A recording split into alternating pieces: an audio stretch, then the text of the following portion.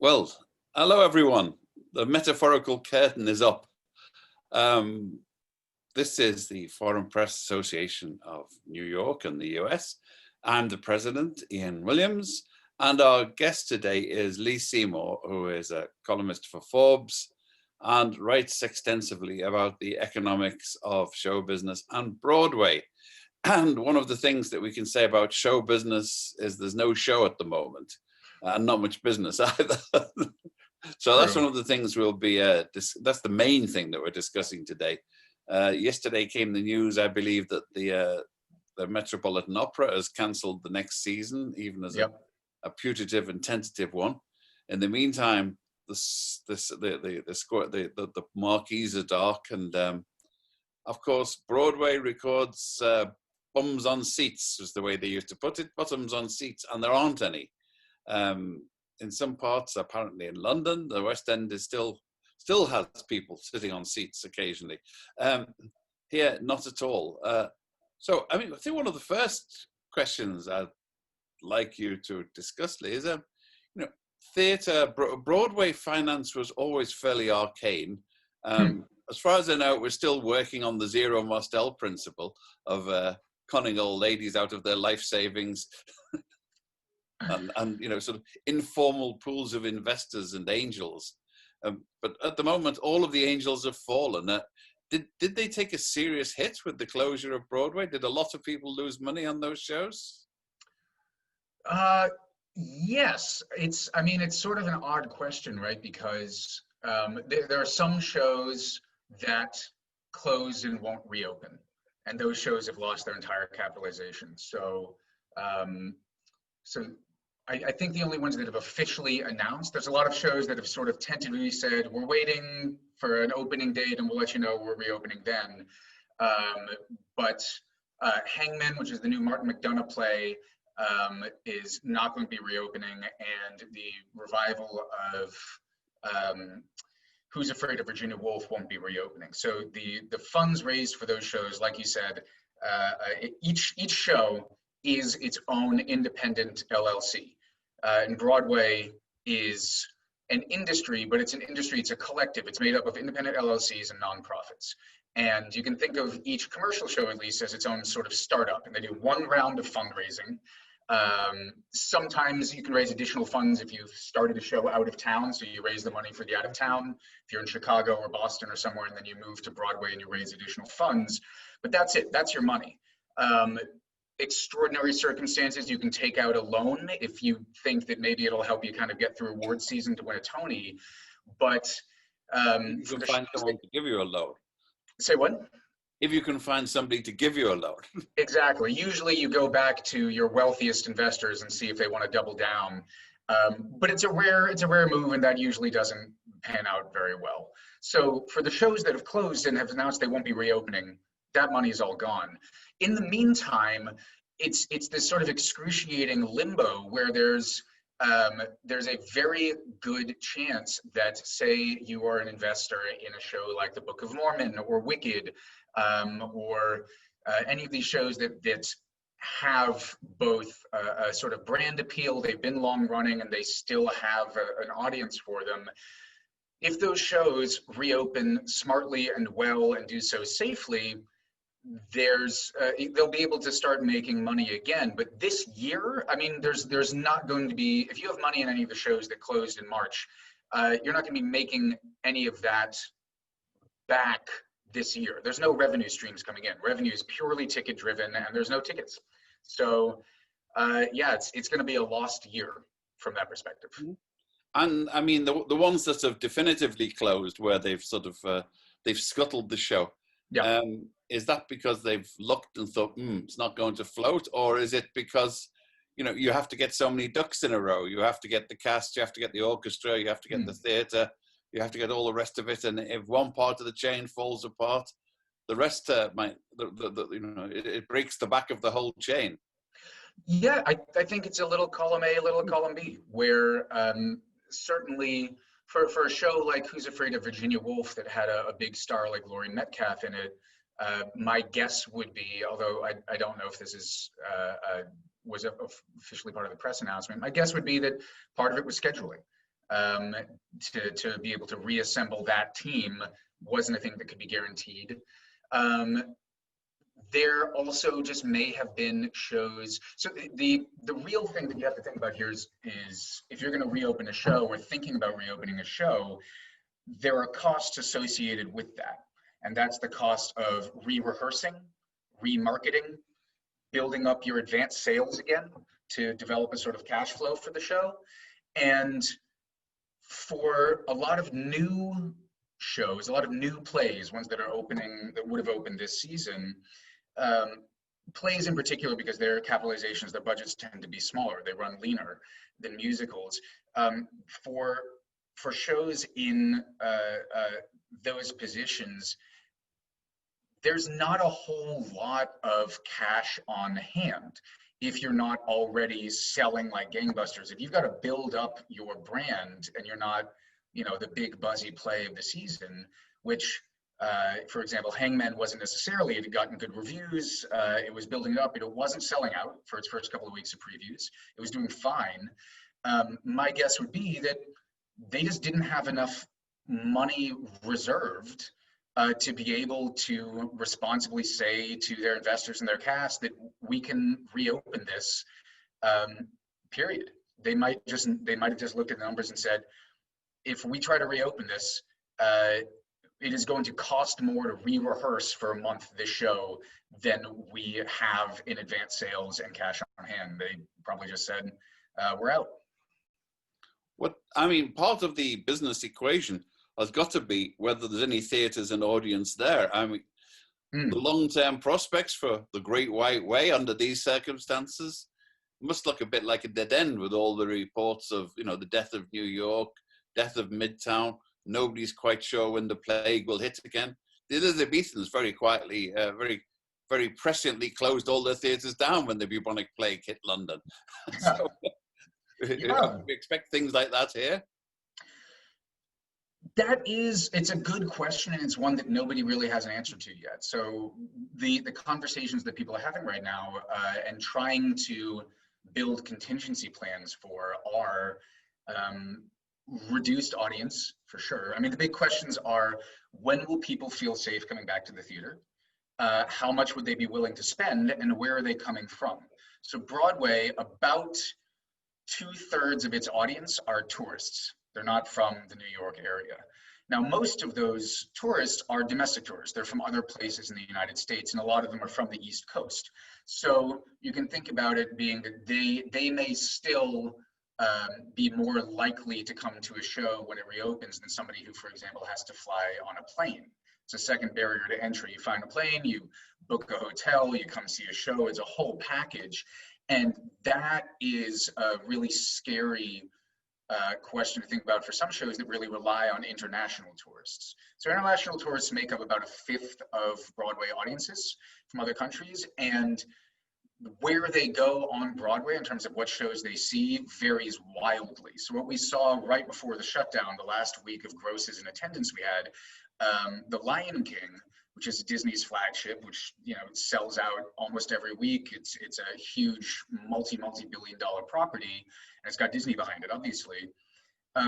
They are reliant in larger ways than other shows, especially newer plays are, on international tourism. And we saw that once the travel restrictions went into place the week or two before the shutdown really began. I spoke to some people at Disney who confirmed this, but they saw a huge drop off in audience that was driven primarily by the lack of international tourists. Now, Lion King has Disney behind it. So when Lion King wants to reopen, there's this sort of internal math that happens at Disney, which is never made public, so I can only speculate. But if Disney wants that show to run, I'm sure they can find a way to fill the gaps until the tourists feel safe coming back. But for other shows, it's a game of hedging really risky bets, and really knowing and having robust data about who your show is marketed to and who actually buys the tickets for it. So the way that the current industry leaders, and when I say that, I mean some of the more powerful and successful lead producers, as well as theater owners who make up the sort of governing body of the Broadway League, which is the industry's trade organization. The way that the current thought patterns are going is that we've got legacy shows and then other shows, new shows. So the legacy shows are shows that have been running for decades, that are huge, big brands. So like The Lion King, Hamilton is in there, Wicked, shows like that. And that's a whole separate set of concerns and questions to be asking, because they're enormous shows, they're deeply complex to get running, they employ hundreds of people, they have casts of dozens, versus, say, a new play like the Lehman trilogy, which was, I think it had maybe 2 or 3 previews before everything shut down. That's a 3-person play. It's really New York based. The New York audience was really heavily going for it. And that's an entirely different set of considerations to look into when you are trying to reopen a show, because the first people who are probably going to come back to shows in New York are the local audiences, the people who don't have to get on a plane or a train to come test the waters. So, I mean, presumably there's work in progress, and are people planning new types of drama, sort of a lot more single-handers, you know, Hamlet played by one person changing costumes? I wouldn't be surprised. I mean, it's a really good question. There's a deep vested interest in the industry of bringing back certain marquee shows, like these legacy shows, you know, that feel like they stand for what Broadway is internationally, certainly around the country. But looking at the economics, I mean, even if you look at the economics of it, it's not going to be, well, I don't want to say it's not going to be possible. Anything's potentially possible, but it will be deeply challenging to break even on a show's weekly running costs if they are above a certain dollar amount. And if you are not able to, well, I mean, that's just a sort of truism. You need to make your weekly running costs each week to stay open. What I mean is that with a diminished audience and a diminished buyer base, at least at first, especially if you're a show that relies on international tourists, you've got to think really hard about what it means to open earlier, or to kind of sit in your theater and wait until maybe later on. So there's that aspect of it. But I think, to your question, yeah, I think that there's probably going to be, I would not be surprised to find that we would have Broadway over the next couple of years would resemble something more like what it looked like in the 60s and 70s, which if anyone here is interested, there's a book called The Season by William Goldman, I think I've got his name right,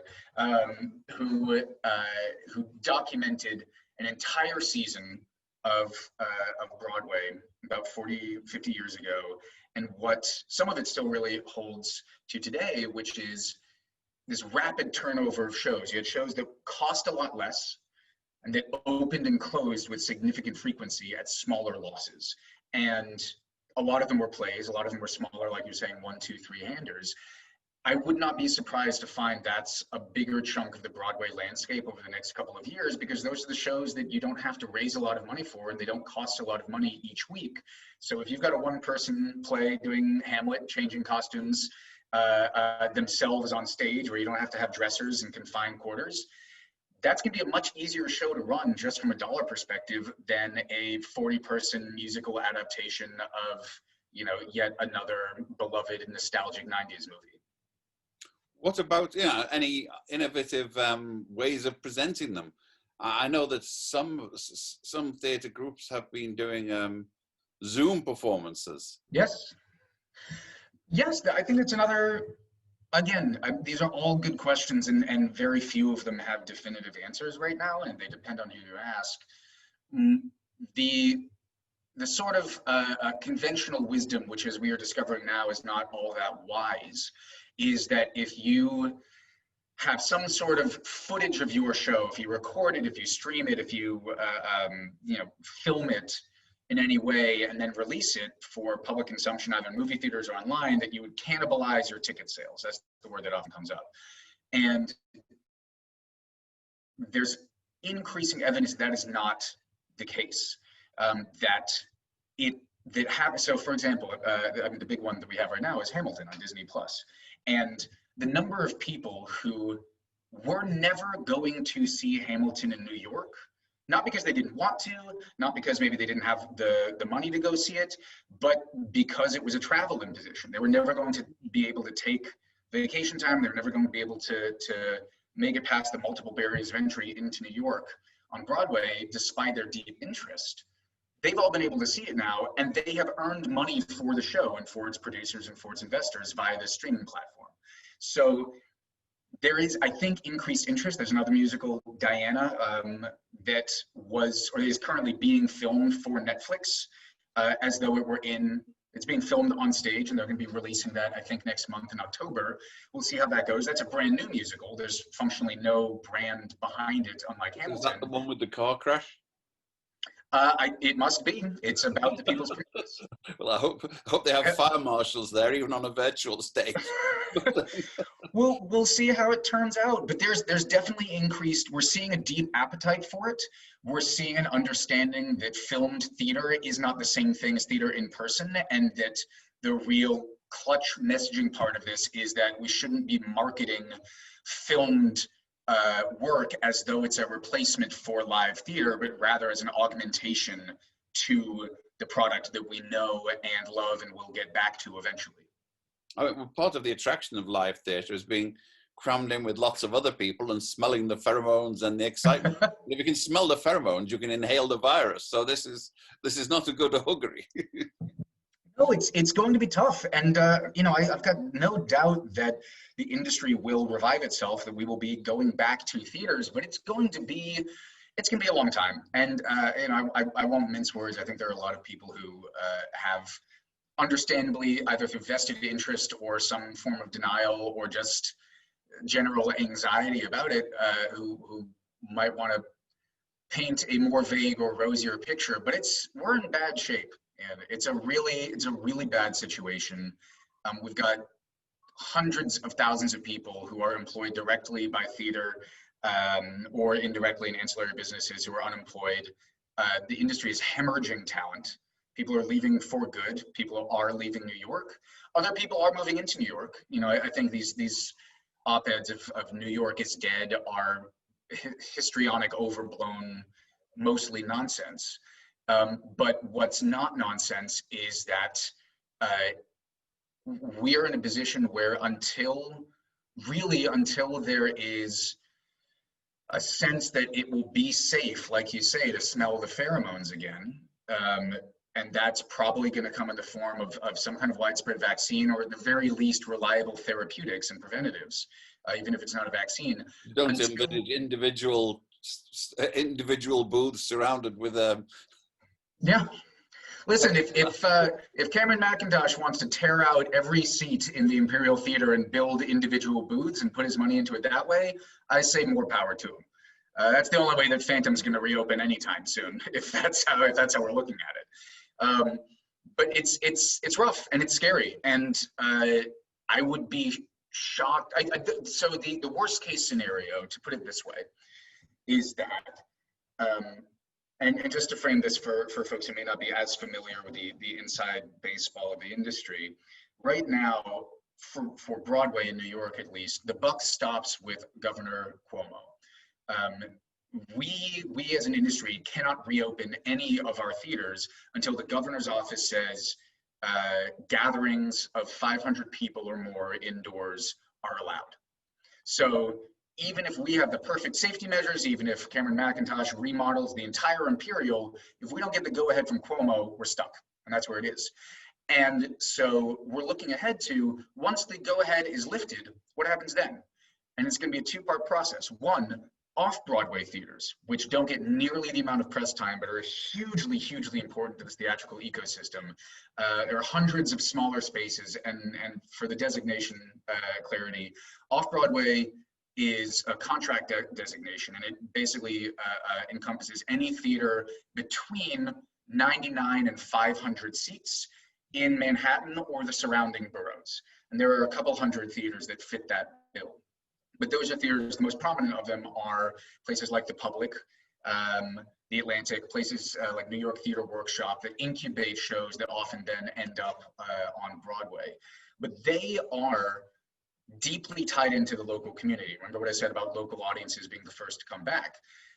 Off-Broadway audiences are far and away, I mean, the proportions are almost entirely reversed. It's far and away more attended by local audiences. They have partnerships with local restaurants, local businesses, local communities.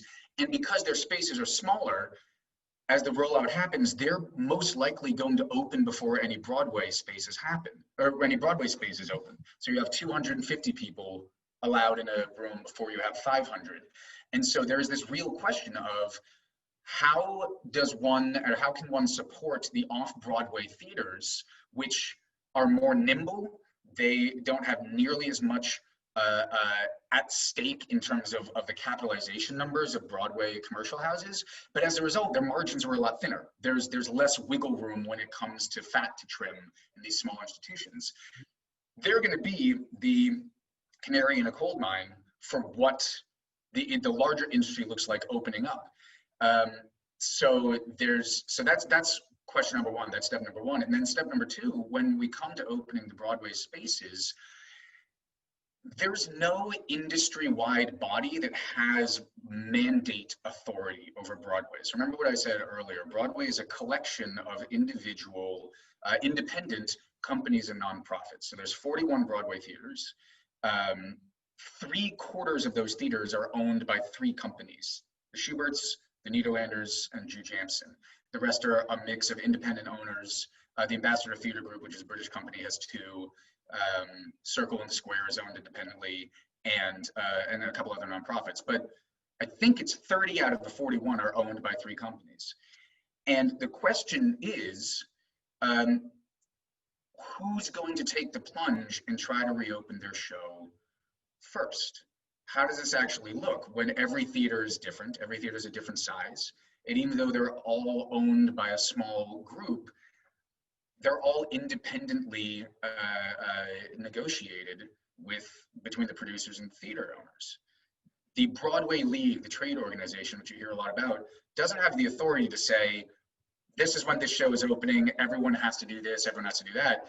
They're a trade organization. Their purpose is to facilitate negotiations between producers, theater owners, and the 14 labor unions that operate on Broadway. They also gather market research. They put out research reports. For anybody listening who's looking to do more background into this, the Broadway League website has some really, really, really useful data on demographics, on economic impact, touring, box office grosses. It's all there, and it's really worth looking into. But that's their primary purpose. The Broadway, if Cuomo says you guys are free to open, the Broadway League cannot say, great, every show has to reopen. That's not within their power. So it's up to every show. So a scary potential, and depending on which show this is, maybe even likelihood, is that there's a show that wants to open on its own and says, great, we're going to try reopening, and there's an outbreak at that theater. Mm-hmm. And then they have to shut down. And if there's an outbreak at the theater, well, let me just play this out, because it's a lot of people, you know, there's a sense that we have to race to kind of get back to reopening, race to get back in. But if it goes to, if you rush it and it gets botched, what happens is that show closes permanently. They've used up all of their excess capital to reopen. So if they open, there's an outbreak, they have to close, they're gone permanently. They're never coming back. And that then has a ripple effect on the rest of the industry, where the message then gets out is not that Broadway's back open for business, it's that Broadway is unsafe still. And that makes it even more difficult for the other shows down the pipeline. So it's going to take a real concerted effort of communication and collaboration between all of these independent entities to make sure whatever that rollout looks like isn't going to hamstring any show in particular, and isn't going to hamstring the entire industry. We've got some questions been coming in now. Oh, Rose Billings wants to know, will a vaccine help? Well, an effective vaccine or a rumor of a vaccine, it all seems to be an uncertainty. What do you think? Yeah, I mean, that'd be great. You know, if there's a working vaccine, you know, it's a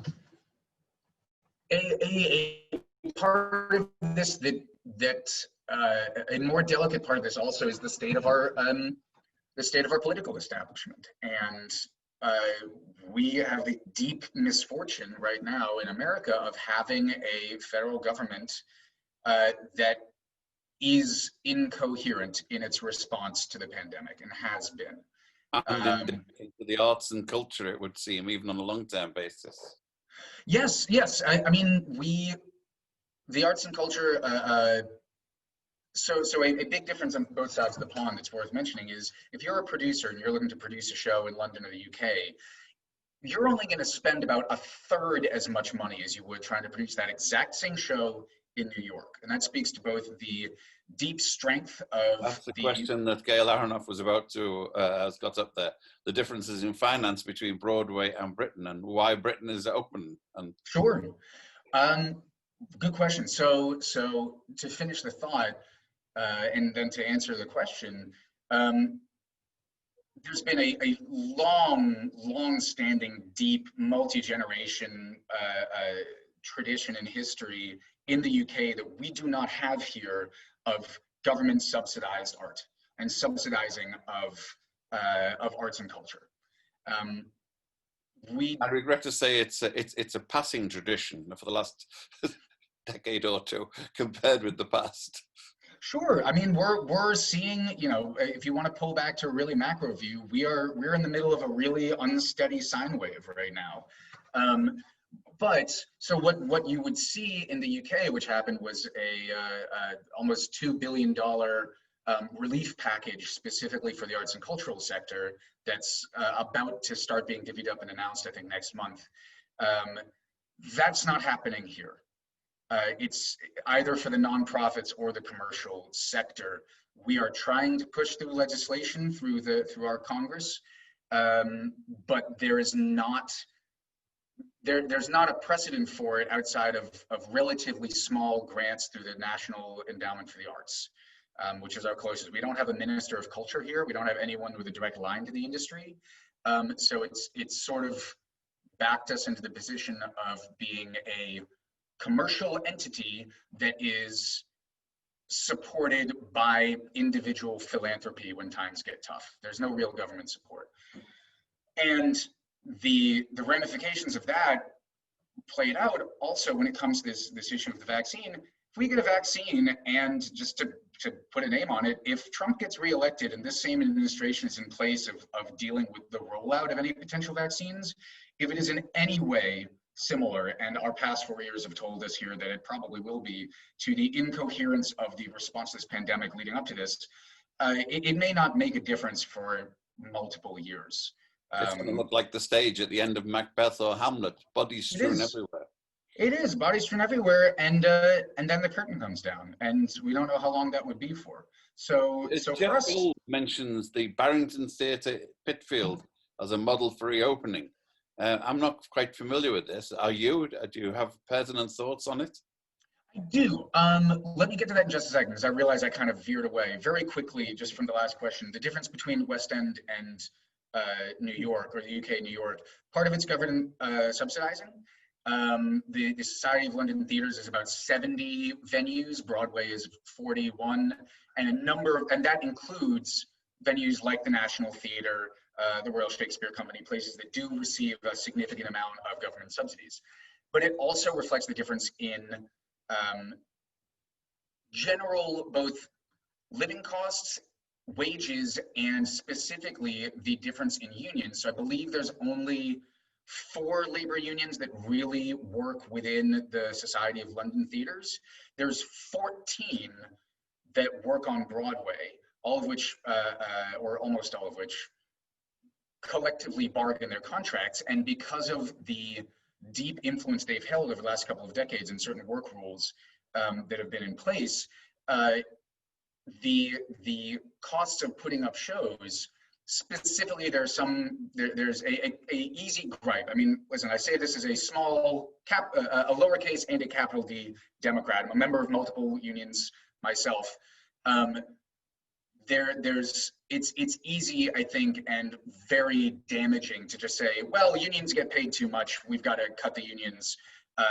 It's a narrative that I would really encourage anyone writing about this here to shy away from. there is an argument to be made for looking at outdated work rules, particularly when it comes to loading in and loading out shows. If you're loading in a show into a theater in New York, especially if it's a big musical, you have to bank an additional $1 to $2 million just to have on hand, just to move your set into the theater, because of how certain work rules have been codified over the last 3 to 4 decades. So there's potentially some movement there, but what this amounts to is that if you're producing a show, it's a third as expensive in London than it is in the US. Mm-hmm. What was the, Barrington. So the specifics with Barrington, I have not been there to see it yet, but they've either built or they've reorganized one of their spaces there to be an outdoor space. And they have, I believe, it's a production of Godspell that has been running there that is sort of this test guinea pig for outdoor productions, socially distanced, building things like masks, like separators and dividers into the staging of the show itself. And because it's outdoors, being able to give, sort of like what you're saying, there's a lot of space in between people. It's sort of functionally, you get your own booth.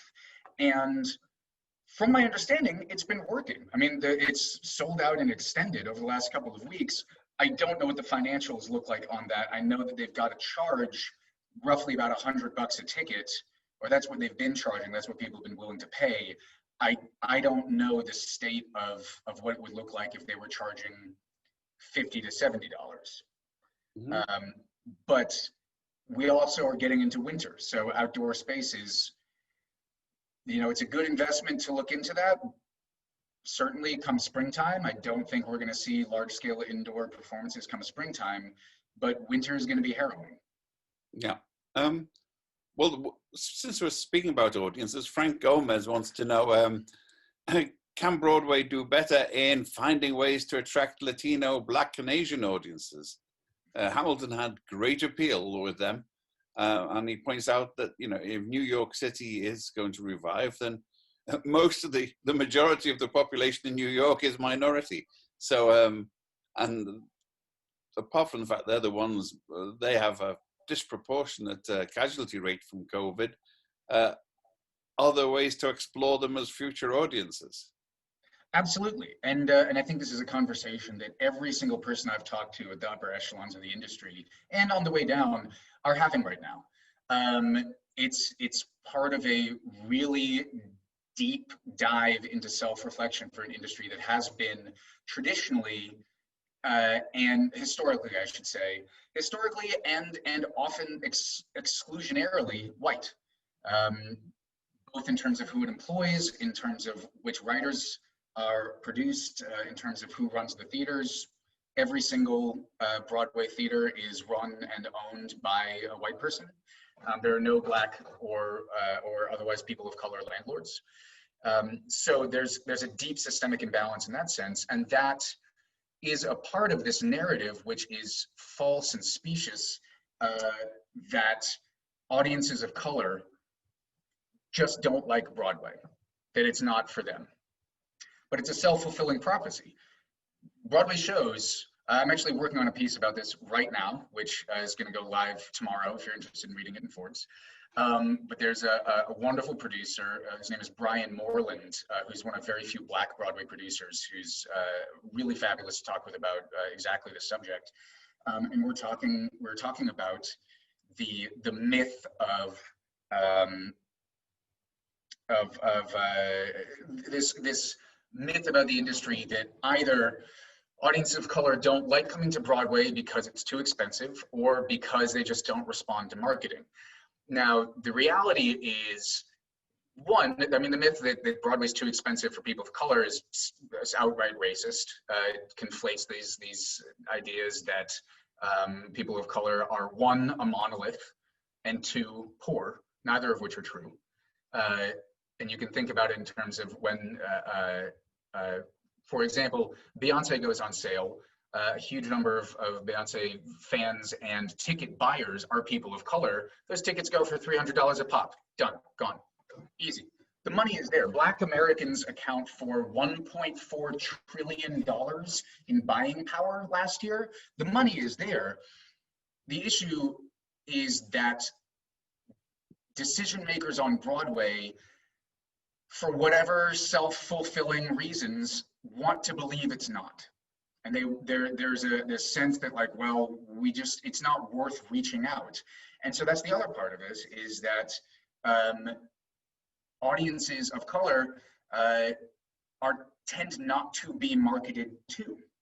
When you sit down in your marketing meeting and you're talking with your ad agency and marketing agency, you get your initial kind of pull list, which breaks down where your initial outreach and ad buys are going to go by borough, by district, by zip code, by demographics. And over again, Black and brown majority districts and zip codes are just not on those lists. So the Amsterdam News is not going to get a large advertising spend.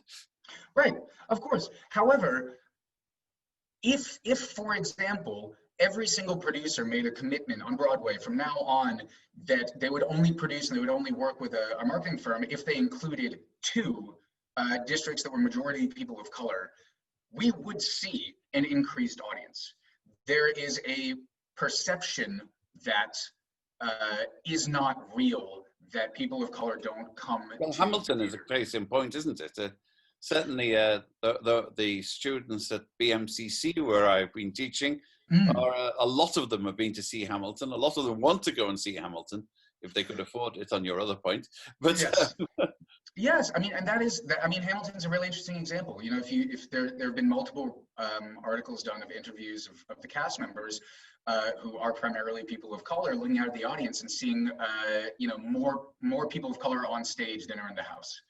And Hamilton, I think, and the producers, Jeffrey and his team, do a great job specifically of educational outreach, like you're saying. There have been huge numbers set aside for students and students of color. But Hamilton it's this odd example of a show where the discourse around it is beginning to change, where it's a show that highlights and supplants white people on stage, but is still primarily patronized by white people, and the lion's share of the money that show makes goes to the white producers, all of whom are white. So there's this fundamental tension that is built in that deserves and is getting scrutiny and some serious reflection. From Tinitin Japaradzada, who had her own Broadway show in production at one point, and is a notable singer. Is there a local, state or city plan that takes into account the pandemic's effect on performers? Is the Actors Fund, for example, considering an aid package? Because one of the problems with this epidemic is most of the funding and relief has been aimed at people in regular employment, and people in the cultural industries tend not to be in regular employment, and it's very difficult to do the paperwork, to get aid, to get unemployment. If you've been casually working all along, the chances are you tend to fall out the envelope when it comes to any aid packages. So absolutely, and it's tragic. I mean, it kind of goes back to what I was saying earlier of theater and the arts, especially in America, have been sort of relegated. Either you are a purely commercial endeavor, or you are at the mercy of a private philanthropist. So in terms of aid package, there are a number of different bills that are, as I said, kind of stalled out in Congress right now that hopefully will be lumped into larger aid packages. But there's the Save Our Stages bill there that you might want to look into. That was co-sponsored by a Democrat and a Republican, John Cornyn and Amy Klobuchar. There are any number, so the Actors Fund, and there are a number of other funds that have been raising huge, incredible sums of money to, in terms of direct aid to people in the arts who are unemployed. But that's all, again, that's all private philanthropy. None of that is governmentally organized at either the state or the federal level. So hopefully we will see a more robust built-in aid package that is not nearly as Byzantine as you're saying, in to kind of work through the paperwork for, but it's a ways off, especially since the Supreme Court Justice Ruth Bader Ginsburg has died. That seems to have made the gridlock in our Congress even worse than it was before. And it's hard for me to see an aid package coming through before the election, to be totally honest. I take it you don't see a federal relief and works agency providing employment for artists and actors and writers in the near future? Not under this administration. But even under the other administration? It's possible. I mean, it happened after the Great Depression, and in the midst of World War II. There was an enormous, oh God, the name's escaping me. It's something like the New Works Fund or the Theater Works Fund project. NWA, I think it was. Sorry, say that again, Ian? I think it was the NWA, wasn't it? Something. I can look it up and pull it up and send it out to anyone who's watching. But it was a massive federal aid project that then led into what a lot of people call the golden age of Broadway. And then after that, the regional theater movements, that we've now got hundreds of regional theaters that are a major part of the arts economy. And just to frame this, if you're looking for statistics, arts and culture in America, that industry, which includes theater, live entertainment, music, TV, and film, accounts for 4.5% of our GDP. It's enormous, and it employs millions and millions of people. And for me, the untold narrative here, if any of you are looking into highlighting this is the real key takeaway, is that even though these industries bring in enormous amounts of money, have enormous, 4.5% of the GDP comes directly from the arts, employs millions of people, it is treated as an afterthought of charity. It's not, these industries don't get the same kind of bailouts that cruise companies, offshore cruise companies. It's egregious. I mean, I can't even tell you how angry it makes me. But that's the story. That's the real takeaway here, is that there are millions of people who are unemployed, who are leaving the industry, who can't find work elsewhere because it's so specialized in skill set, who are American workers, who do contribute massive amounts to the economy, and they are an afterthought. And that's the shortfall. Mm-hmm. Well, they're probably regarded as parasitic liberals by the people with the money. Tinnitin also picks up on a thought that we had earlier.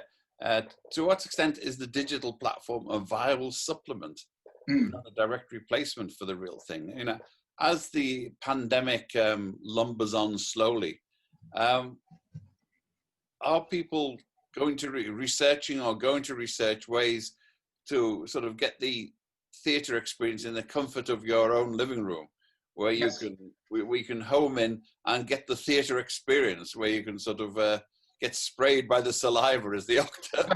Well, I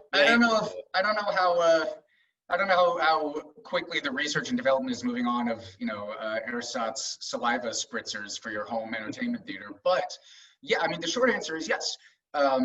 These digital platforms and digital products, I mean, we're also such in the early stages of this to remember, there's a lot of people who are still using Zoom, but another thing that I highlight, there's a program that's being developed by La Mama, which is a old, very storied, excellent off-Broadway experimental theater company they're developing, called Culture Lab, I believe, which is an online digital platform for recording theater that is specifically tailored to performance. So Zoom, we all know what Zoom is. This is Zoom. There's not much you can do with it. This platform and others like it that are being developed are specifically being done so that you can do things like mimic choreography with the screens, that can mimic lighting, that can give you more of a real specified, tailored experience. And what we're seeing so far, and again, like I said, we'll see how Diana turns out, but it has a sad ending. Say what? It has a sad ending. It does, right? Yes. We'll see how the story turns out. It's gonna be a real cliffhanger. But in terms of how that's actually responded to, we've seen it already in Hamilton. I mean, the success on that platform, on Disney Plus, for that show, which is just a recorded show, is extraordinary. And it's also an extraordinary show. It's a weird thing to compare things to, and I would caution anyone writing about this to use Hamilton as a barometer of normalcy in the industry, because it's not. It's truly exemplary. It's an exception, isn't it, in every way? In every way. However, it does point in this case to digital platforms being desirable and profitable when it comes to additional revenue streams for theatrical shows. Let me see. Jeff Gold wants to know Mr. Bowman's view of the often fragile talent ecosystems that feed Broadway. And we mentioned this in the UK, the REP non-profit theatres feeding the West End included residence theatres and off and off Broadway. All those dressers, choreographers, ushers, lighters, and other. Do you have a view of whether in-person theatre audiences will be lost to the online streaming platforms, whether there is a future for these people, or whether they should be deciding whether it's time to cut bait or go fish? Oh, it's a really good question. Let me see if I understand this correctly. We're talking about in the interim, when all we really those have 14 is unions you were talking about, all of those people, whose jobs are specifically tied to three-dimensional physical stagecraft. How much of a future do they have, and are there alternatives? I think some skill sets are transferable for sure. I mean, the I think really crushing answer is that it's going to be lean times. The ultimate answer is yes, there will be a future. There is no, I don't see a world in which live indoor performance does not come back. And is not desperately needed and desperately celebrated and desperately paid for and patronized. I do think it's going to be a long time. And so the question really is, what we are seeing, I mean, it's not even a question, we're seeing talent bleed from the industry, from these specialized professions. And some of them are finding work elsewhere. Some of them are living off of savings right now. Some of them are going to transition. COVID's affecting their normal refuges will be exactly. or movie performances, and they are very constrained as well, since they involve large masses of people breathing germs in each other's faces. Yes, I mean, yeah, what we call the survival jobs over here, especially for artists in between gigs, nobody's going to bars, nobody's going to restaurants. It's bleak. Yeah. But is there? I mean, we have the Broadway League, we have the others. Is anybody sitting down, wargaming for the future? I assume so. I mean, my understanding is that everyone who is in a position of power or leverage or negotiation is taking advantage of that. The question is, what real movement is there? I mean, there's only so many ways you can slash a budget for a show that isn't currently running.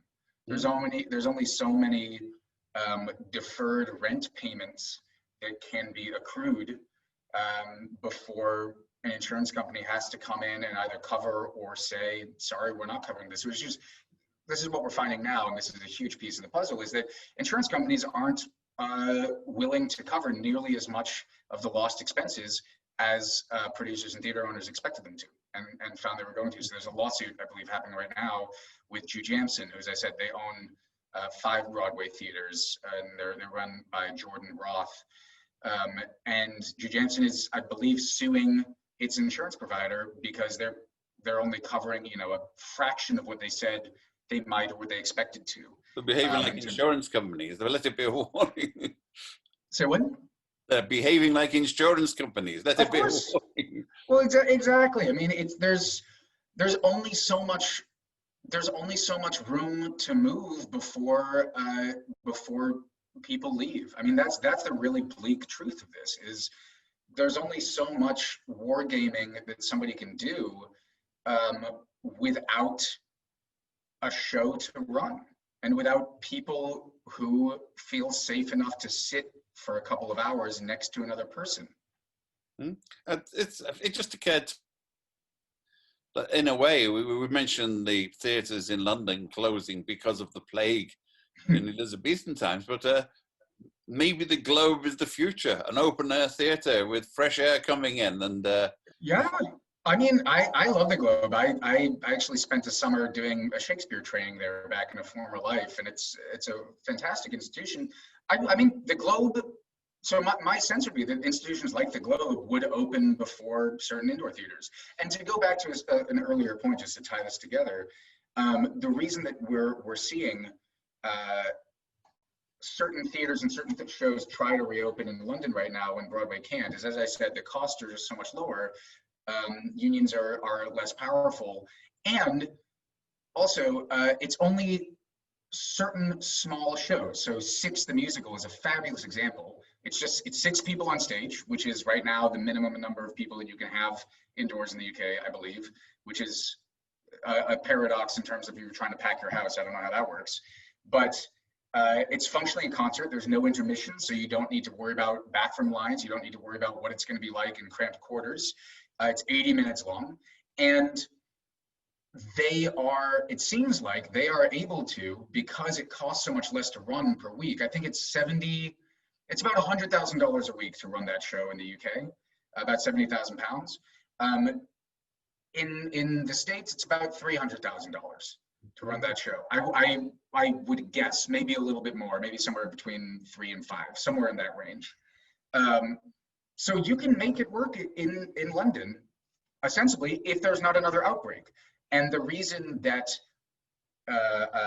Kenny Wax and the producers of these shows are pushing it now is because, at least as far as I understand, and Ian, you might have a better sense than I do, that a certain round of government coverage and subsidy for furloughed workers is coming to an end. So they're really pushing, instead of permanently laying people off, they are trying to bring back some jobs in a limited capacity.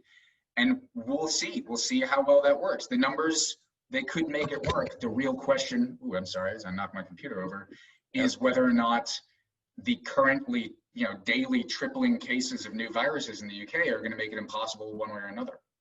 Well, I mean, the truth about the old alliance is still there. We're cursed with equal incompetence on the part of the heads of government on both sides of the Atlantic. There you go. Even some level of buffoonery, perhaps.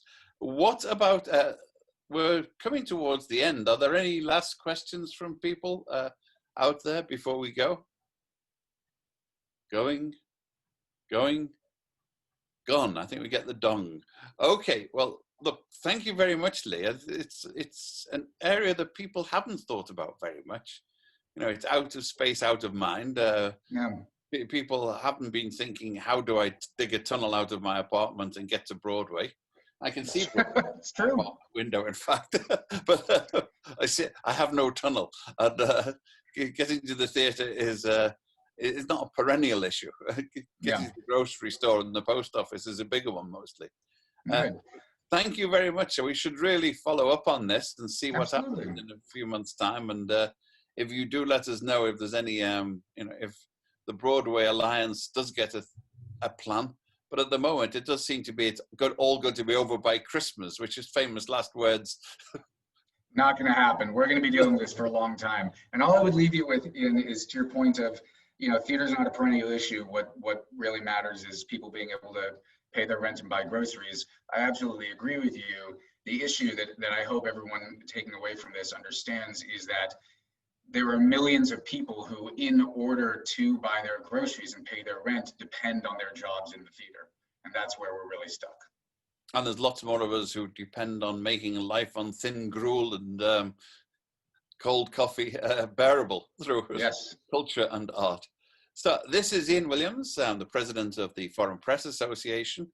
We have more coming up soon. Next week, we have Bianca Jagger speaking about Nicaragua and Ortega. That's a home country.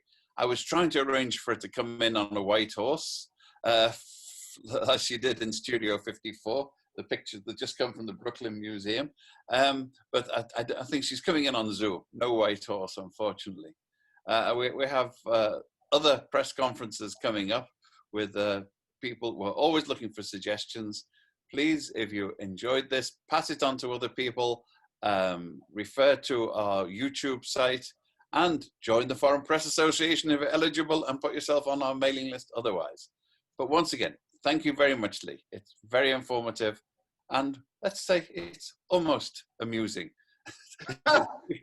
Good as a stage show, single-hander. Well done, Lee. I do my best. I'll get an Oscar for it. Okay, thank you very much. Thank you, Goodbye, guys. everybody. Take care.